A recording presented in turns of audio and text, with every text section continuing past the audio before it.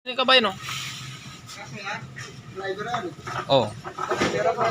Kaya mo lang ang lisensya.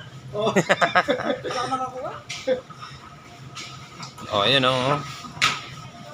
Karaw ka pang tinatawanan mo ako, tirahin kita eh. Oh, yun oh. Pwede ko babot lang nga yung dulo. Pabuti kaya, mabuti maka. Apak ka dyan oh. Pwede. Nasira pa yun. Hindi dyan sa prim niya. Yan si Pangga oh. Hindi kasi natutulog ng hapon nung bata siya eh. Ang kulit eh. Yan. Ayoko ng soft drinks. Ito lang puro pineapple sa akin. Yan si Benito naman oh. Hindi pa nakapagbayad pero umiinom na.